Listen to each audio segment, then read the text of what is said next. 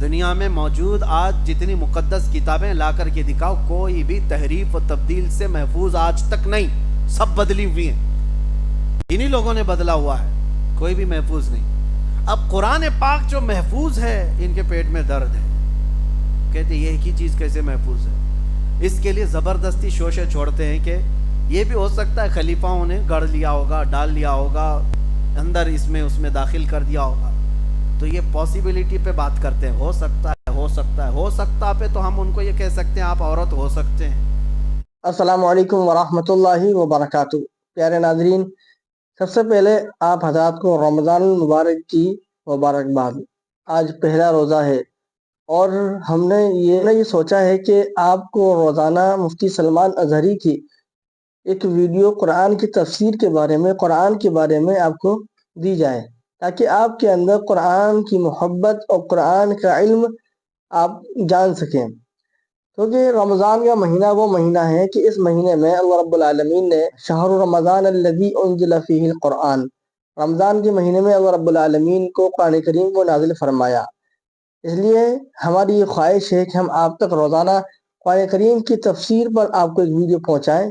آج کی ویڈیو میں آپ کو قرآن کی تاریخ کے بارے میں بتائیں گے کہ قرآن کی فضیلت کیا ہے۔ اسی کو حضرت مولانا مفتی سلمان اظہری صاحب نے بہت ہی شاندار طریقے سے بتایا ہے۔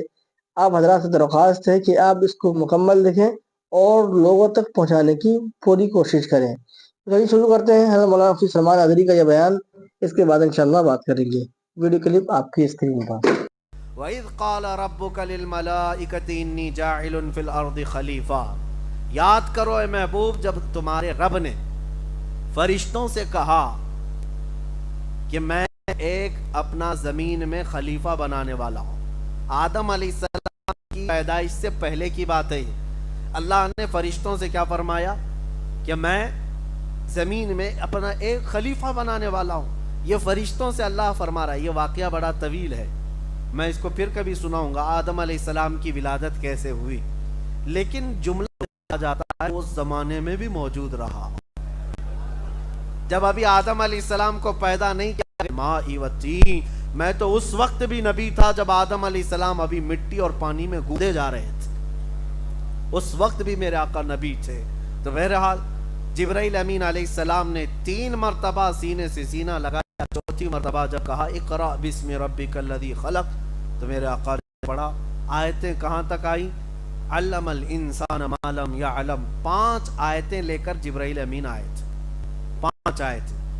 میرے عزیزو، قرآن کی یہ آیتیں معمولی نہیں ہیں۔ جب نبی پاک صلی اللہ علیہ وسلم پر انہوں نے تلاوت کی، حضور فرماتے ہیں حضور کے پورے جسم کے بال کھڑے تھے، تیز پسینہ بہ رہا تھا اور بہت تیز ٹھنڈک محسوس بھی ہو رہی تھی، ٹھنڈک بھی لگ رہی ہے اور پسینہ بھی تیز آ رہا ہے۔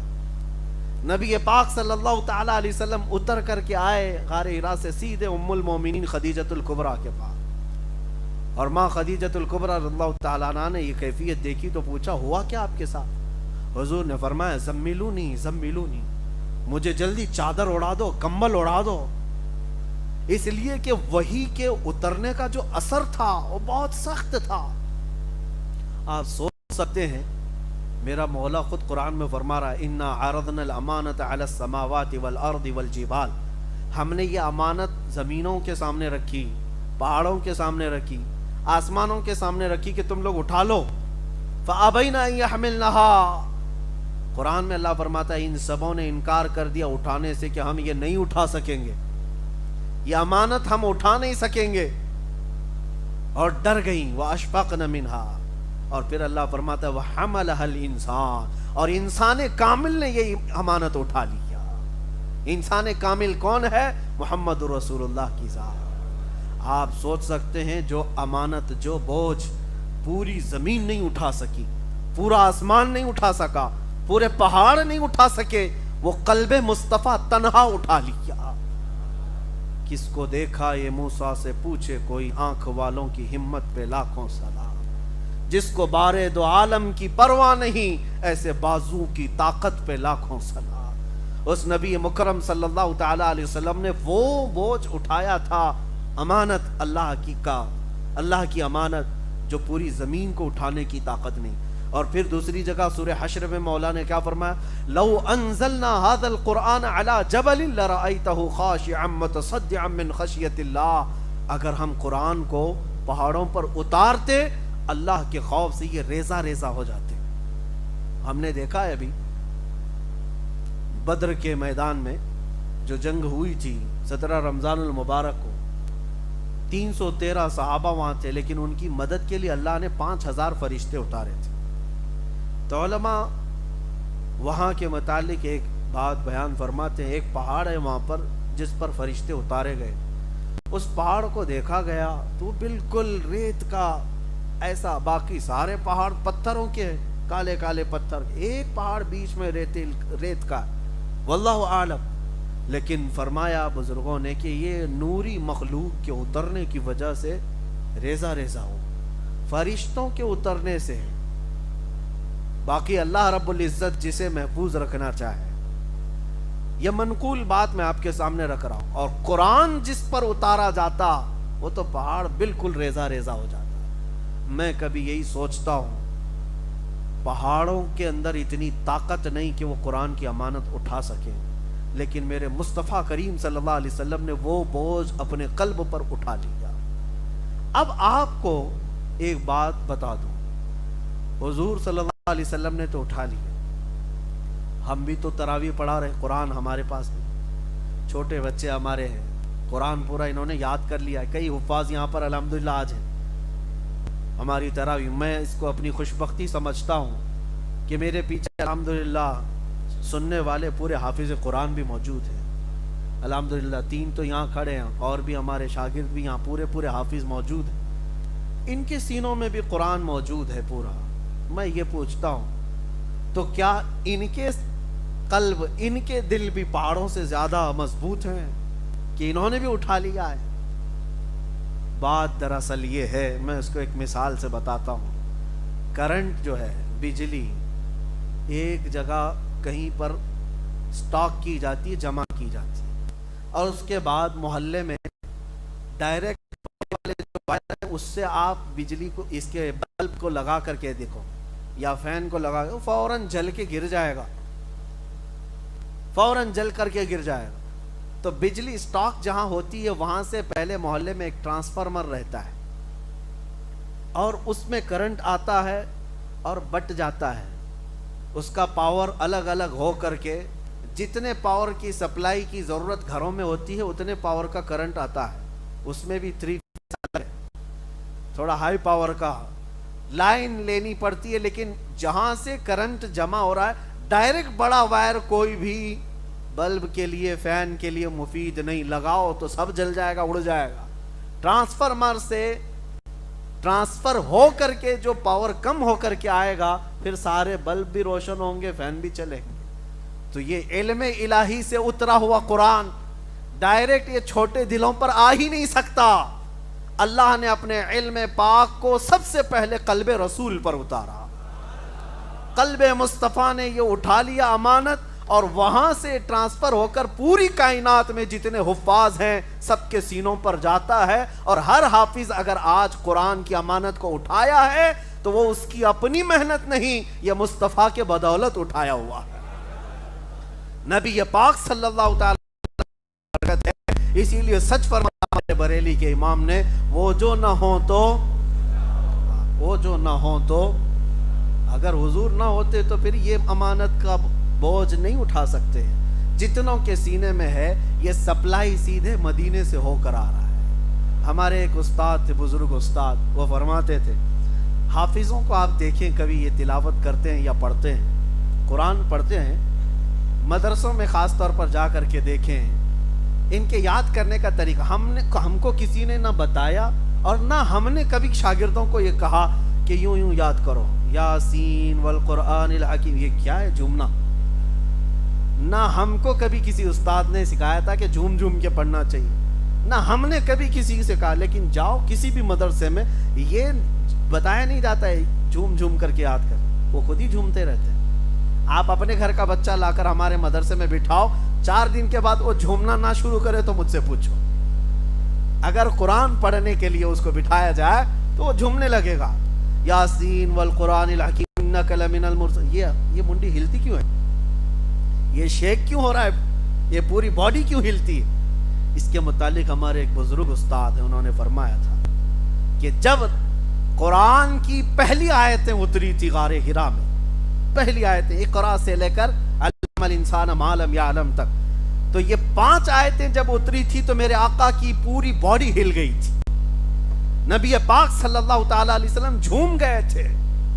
ان آیتوں کا بوجھ تھا یا یہ اس امانت کا اثر تھا کہ حضور پاک صلی اللہ تعالی علیہ وسلم ہلتے رہے، حرکت کرتے رہے. وہ ہمارے استاد فرماتے ہیں اس حرکت کا اثر آج تک ہے. جو بھی قرآن یاد کرتا ہے خود ہی حرکت کرنے لگتا ہے. وہ اثر آج تک موجود ہے. جو بھی قرآن پاک آج یاد کرتا ہے وہ اسے بتانے کی ضرورت نہیں، خود ہی ہلتا رہتا ہے. یہ قرآن پاک. دوسری بات میرے عزیزو، اس کی تاریخ مجھے آج بتانی تھی، میں نے شروعات یہ بتائی. غار حرا سے اس کی آیتیں شروع ہوئی، پہلی 5 آیتیں، پھر سیکنڈ مرتبہ میں 19 آیتیں آئی سورہ مدثر کی. علم الانسان ما لم یعلم تک پہلے بار نازل ہوئی. اس کے بعد دوسری بار جب جبرائیل امین علیہ السلام آئے تو یہ لے کر کے آئے یا ایھا المدثر قم فانذر وربک فکبر وثیابک فطہر. 19 آیتیں پھر نازل. اس کے بعد پھر قرآن میں جو آج ترتیب ہے، آپ یہ سوچ سکتے ہیں کہ پہلے وہاں کی 5 آیتیں پھر سورہ مدثر کی 19 آیتیں. نازل ہونے کی ترتیب بہت الگ ہے. قرآن کے نازل ہونے کی ترتیب بہت الگ ہے.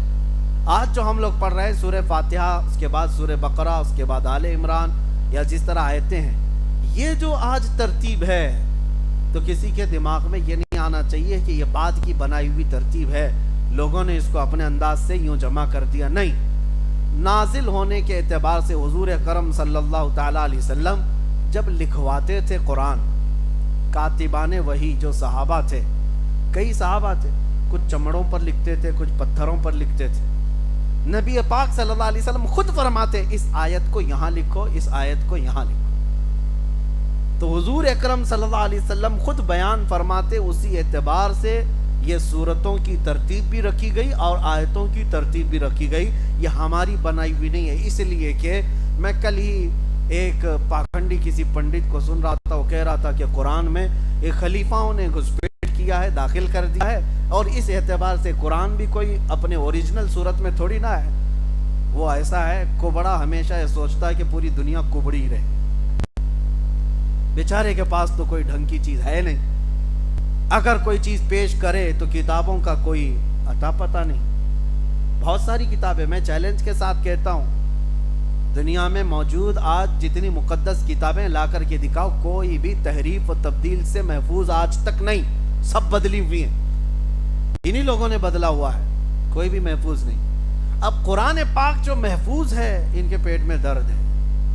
کہتے ہیں یہ ایک ہی چیز کیسے محفوظ ہے؟ اس کے لیے زبردستی شوشے چھوڑتے ہیں کہ یہ بھی ہو سکتا ہے خلیفاؤں نے گڑھ لیا ہوگا، ڈال لیا ہوگا اندر، اس میں داخل کر دیا ہوگا. تو یہ پاسیبلٹی پہ بات کرتے ہیں، ہو سکتا ہے، ہو سکتا ہے، ہو سکتا پہ تو ہم ان کو یہ کہہ سکتے ہیں آپ عورت ہو سکتے ہیں. ہو سکنے میں تو پاسیبلٹی کسی بھی چیز کی بات کر سکتے. دلیل ہے آپ کے پاس کوئی کہ قرآن کو کسی نے بدلا تھا یا اپنے انداز سے داخل کیا تھا؟ ایک خلیفہ نے، ایک بادشاہ نے، ایک حاکم نے. بہت سارے زمانے آئے لیکن دلیل ان کے پاس ہے ہی نہیں. میں آپ کو ایک مثال بتاتا ہوں. ایک بھی اگر انکاری 1400 سال میں مل جائے کہ قرآن جیسا رسول اللہ کے زمانے میں نازل ہوا تھا، یہ ویسا نہیں کچھ الگ تھا، لا کر کے دکھا دیں. ایک بھی 1,20,000 صحابہ آخری حج میں میرے آقا کے ساتھ تھے. اس کے علاوہ اور بھی صحابہ تھے. 1,50,000 کے قریب صحابہ. آپ سوچ سکتے ہیں ایک کامن چیز ہے سمجھنے کے لیے، کیا 1,20,000 سے زیادہ لوگ ایک جھوٹ پر جمع ہو سکتے ہیں؟ کسی ایک جھوٹ پر. اگر ان میں سے کسی ایک کو بھی شک ہوتا کہ آیتیں ایسی نہیں ایسی تھی، حضرت ابوبکر کے زمانے میں ایسا ہو گیا، حضرت عمر کے زمانے میں ایسا ہو گیا، حضرت عثمان کے زمانے میں ایسا ہو گیا، ہم ایسا نہیں سنے تھے، ویسا تھا، لا کر کے دیا، ایک نے بھی نہیں کہا. حتیٰ کہ سب سے بڑے تعجب کی بات میں آپ کو بتاؤں، سب سے بڑے تعجب کی بات، خلفائے راشدین کا زمانہ، ہم تو الحمدللہ اہل سنت و جماعت صدیق اکبر کو اپنے سر کا تاج سمجھتے ہیں، خلیفہ ثانی عمر فاروق رضی اللہ تعالیٰ عنہ پر بھی ہم ظاہر سی بات ہے دل و جان سے تسلیم کرتے ہیں، ان کی خلافت حضرت عثمان غنی کو، لیکن اہل تشیع شیعہ جماعت ان تینوں خلفاء کے متعلق متفق نہیں ہے۔ کھل کر کے میں بتاتا ہوں، حضرت ابوبکر صدیق، حضرت عمر، حضرت عثمان، تینوں خلفاء کے بارے میں ان کا متفقہ قول نہیں ہے۔ ہاں وہ کہتے ہیں خلیفہ اول، خلیفہ ثانی، خلیفہ ثالث، لیکن ان کے عدل کے بارے میں، ان کی پرہیزگاری کے بارے میں، ان کی نیکیوں کے بارے میں ان سب کا اتفاق نہیں ہے شیعہ جماعت کا۔ یہ بات کیوں کہہ رہا ہوں؟ جن کو یہ تین خلفاء سے اعتراض ہے، اس جماعت نے بھی قرآن وہی آج تک تسلیم کیا ہے جو قرآن ہم نے تسلیم کیا ہے۔ قرآن شیعوں کے پاس بھی وہی ہے جو سورہ فاتحہ سے شروع ہو کر والناس پہ ختم ہوتا ہے۔ ان کی شیعہ جماعت میں سے ایک عالم نے بھی آج تک یہ نہیں کہا کہ صدیق اکبر نے قرآن میں ادھر ادھر کر دیا، یا عمر فاروق نے کر دیا، یا حضرت عثمان نے کر دیا، نہیں۔ شیعہ جماعت کے پاس بھی جو قرآن ہے وہ یہی قرآن ہے، اس پر سب کا اتفاق ہے۔ پوری امت کے جتنے فرقے پیدا ہوئے ان سب فرقوں کا بھی اس قرآن کے بارے میں کوئی اختلاف نہیں ہوا۔ یہ سب سے بڑی مثال ہے ان ظالموں کے لیے، پاکھنڈیوں کے لیے جو کہتے ہیں کہ اس میں کسی نے داخل کر دیا، گھسا دیا۔ بات صرف اور صرف اتنی ہے کہ اپنی چیز محفوظ نہیں تو دوسرے پر بھی الزام لگاؤ۔ اپنا گھر تو ٹھیک ہے نہیں، دوسرے کے گھر کو بھی بول دو کہ یہ صحیح نہیں۔ لیکن قرآن عظیم جس طرح میرے آقا صلی اللہ علیہ وسلم کے زمانے میں نازل ہوا تھا اسی صورت میں آج تک محفوظ ہے، آج تک قرآن پاک محفوظ ہے۔ اب چلیے دوسری بات میں آپ کے سامنے رکھتا ہوں۔ حضور صلی اللہ علیہ وسلم کے بہت سارے معجزے ہیں۔ چاند کے 2 ٹکڑے فرمایا حضور، مانتے ہیں کہ نہیں مانتے آپ؟ سورج کو حضور پاک نے پلٹایا، تسلیم کرتے ہیں کہ نہیں؟ میرے آقا صلی اللہ علیہ وسلم نے انگلیوں سے پانی کے چشمے جاری کیے، مانتے ہیں نا حضور کے یہ معجزے؟ لیکن دیکھا ہے آپ نے، آپ یہ معجزے جب غیر مسلموں کے سامنے کہیں گے تو کہیں گے ہمارے بھی بڑے لوگ ایسے سب کر کے گئے، وہ پہلے کی باتیں کہیں گے، وہ نہیں مانیں گے۔ لیکن میرے عزیزو، تمہارا سینہ فخر سے چوڑا ہونا چاہیے، آج تک میرے آقا صلی اللہ علیہ وسلم کا زندہ معجزہ کوئی ہے تو قرآن پاک۔ یہ چیلنج پہ چیلنج دینے والی کتاب ہے، اللہ نے اس میں چیلنج دیا ہے ان ظالموں کو کہ لاؤ، اگر یہ اللہ کی کتاب نہیں ہے تو ایسی ایک کتاب تم بھی بنا کے لاؤ۔ پوری کتاب نہیں لا سکتے تو ایک سورہ بنا کے لاؤ، سورہ نہیں تو 10 آیتیں بنا کے لاؤ۔ کون سا بڑا کام تھا یہ؟ 1400 سال سے کیوں نہیں کیا؟ نہیں کر سکے۔ بعض لوگ ارے اب تو ٹیکنالوجی کا دور ہے، کمپیوٹر کا زمانہ ہے، بنا لیتے، کرائے کے لوگوں کو بٹھا کر کے عربی ادھر سے ادھر کر کے ایک کتاب بنا لیتے۔ نہیں بنا سکتے، کیونکہ قرآن صرف عربی لکھنے کا نام نہیں ہے، قرآن کی ایک ایک آیت معجزہ ہے، ایک ایک آیت معجزہ ہے۔ قرآن 1400 سال پہلے خبریں دے رہا ہے، آج وہ چیزیں واقع ہو رہی ہیں، تم کیسے خبریں دو گے؟ تم کیسے خبریں دو گے؟ آج خبریں دو گے کہ 1400 آپ اور زمانہ 40 سال کے بعد ایسا ہوگا، اٹکل پچھو تو مار سکتے ہو، لیکن قرآن جو ہے وہ حقانیت اور صداقت کی بات کرتا ہے، صداقت کی بات کرتا ہے۔ یہ چیزیں کہاں سے لائیں گے آپ؟ میرے عزیزو، میں آج آپ کو قرآن کی طرف راغب کرنے کے لیے ایک بات اور بھی کہہ دوں۔ دنیا میں تمہارا امتحان ہوگا، تمہیں آزمایا جائے گا۔ آج میڈیا کے ذریعے سے دیکھا بھی جا رہا ہے، کوئی بابا پرچیاں نکال کر کے لوگوں کے دماغ میں کیا کیا ہے وہ سب بتا دیتا ہے۔ لوگوں کو ایسا لگتا ہے ارے ہاں کیا چمتکار ہے بابا کا۔ میں وہ چمتکار کے بارے میں بتاتا ہوں اور تھوڑا انتظار کرو۔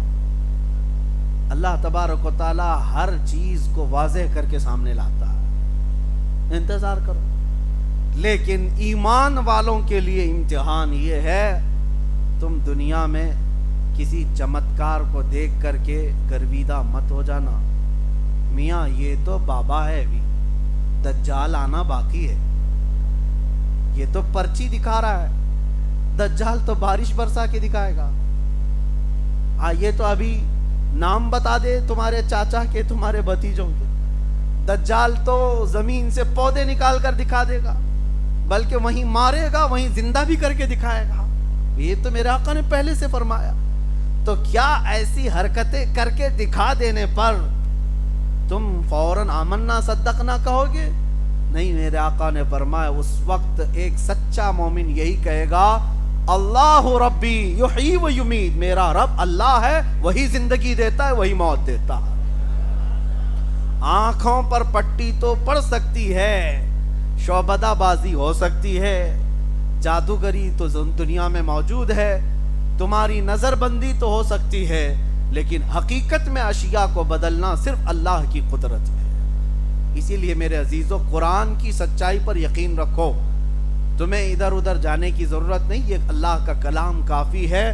وَنُنَزِّلُ مِنَ الْقُرْآنِ مَا هُوَ شِفَاء، اللہ نے فرمایا ہم نے ہر وہ چیز اتار دی ہے اس قرآن میں جو مومنوں کے لیے رحمت بھی ہے اور شفا بھی ہے. مومنوں کے لیے رحمت بھی ہے اور شفا بھی ہے. قرآن کی تاریخ میں ایک چیز میں آپ کو بتا دوں، یہ ایسا معجز کلام ہے. معجز کا مطلب عاجز کرنے والا کلام. آپ کو کیا لگتا ہے اس کا جواب کوئی لایا نہیں ہوگا؟ اب تک لانے کی کوشش کیے تھے عرب لوگ، اور وہ بھی بھاڑے کے لوگ، کرائے کے لوگ، شاعر لوگ. مکہ والے پریشان ہو گئے آیتیں سن سن کر کے. حضور فرماتے لاؤ ایک آیت، لاؤ 10 آیتیں، لاؤ ایک سورہ، کیونکہ تمہاری زبان بھی وہی ہے جو قرآن کی زبان ہے، کیوں نہیں لاتے بنا کر کے؟ ان کی طاقت نہیں ہوئی تو یمن کے، شام کے، جگہ جگہ کے جو بڑے بڑے فصیح و بلیغ شاعر تھے ان کو لے کے آئے، کہا کہ جتنے پیسے چاہیے لے لو، یہ قرآن کا جواب لکھ کر کے لاؤ. تو پیسے تو لے کر کے گئے، 1 سال تک کھا پی کر کے دوسرے سال آئے اور کہا کہ نہیں بنا پایا، اور تھوڑے پیسے دے دو. بڑے بڑے مالداروں نے دوسرے سال پھر پیسے دیے، جاؤ کچھ تو بنا کے لاؤ. دوسرے سال گئے، سال بھر حج کے موسم میں آتے تھے سارے لوگ، مکہ میں جمع ہوتے تھے. اب ان کو ڈر لگنے لگا دوسرے سال اگر نہیں لے کے جائیں گے تو یہ عرب کے بڑے بڑے سر پھرے سیٹ لوگ جو ہے مار ڈالیں گے. تو کچھ نہ کچھ بنا کے لے کے آئے شاعر لوگ. ابھی ہم نے آج پڑھی ہے قرآن کی سورہ القاریعۃ ما القاریعۃ وما ادراک ما القاریعۃ. اللہ نے فرمایا وہ چنگھاڑنے والی، قیامت کا تذکرہ ہے اس میں. چنگھاڑ، کیسی چنگھاڑ جو قیامت کے وقت آئے گی کہ انسان روئی کے پھائے کی طرح اڑ رہے ہوں گے. یعنی تمام پہاڑوں کو دیکھو گے تم ہوا میں اڑ رہے ہوں گے، گردش کر رہے ہوں گے. یہ قیامت کا منظر ہے اس میں سورہ میں. القاریعۃ ما القاریعۃ وما ادراک ما القاریعۃ. اس سورے کے وزن پر انہوں نے بھی ایک بنا لیا، لے کر کے الفیل ما الفیل وما ادراک ما الفیل خرطومہ طویل، عربی میں جس کا مطلب یہ ہوتا ہے ہاتھی. تم کیا جانو ہاتھی، ہاتھی کیسی ہوتی ہے، اس کی سونڈ لمبی ہوتی ہے، دم چھوٹی ہوتی ہے، پیٹ بڑا ہوتا ہے، پیر اونچے ہوتے ہیں. لے کر کے آئے مکہ والوں کے سامنے، تلاوت کیا الفیل میں، سب گھبرا کے کھڑے ہو گئے اور سب کہنے لگے کیا بکواس ہے، کیا بکواس ہے. ہاتھی، تم کیا جانو ہاتھی، سونڈ لمبی ہوتی ہے، پونچھ چھوٹی ہوتی، یہ کوئی سورہ بنا کر کے لائے ہو. بہت پھٹکار کھائی اور خود ہنسنے بھی لگے. خود بنا کر کے لائے اور خود ہنسنے بھی لگے، ہم نے کیا بنا دیا. کہا اس بار تمہیں جو ہے وارننگ دیتا ہوں. بڑے سیٹ نے کہا اگر تیسرے سال خالی ہاتھ آئے تو مارے جاؤ گے، قرآن کے جواب میں کچھ تو لے کے آؤ. یہ کوشش میاں پہلے سے ہوتی رہی ہے. بیچارے آج میڈیا کے ایک میز پر بیٹھ کر کے کہتے ہیں کہ 26 آیتیں نکال دیں گے. وہ بڑے بڑے عرب نہیں کر پائے، یہ لوگ کریں گے جن کو پیشاب کا طریقہ نہیں معلوم. قرآن کی 26 آیتوں کے بارے میں میں آپ سے کہتا ہوں، تیسرے سال بیچارے کیا کیے، کہا کہ اب بنانے کی ہمت نہیں ہے، اب ہاتھی کا بنائے پھر اگلے سال گھوڑے کا نہ بنا لیں.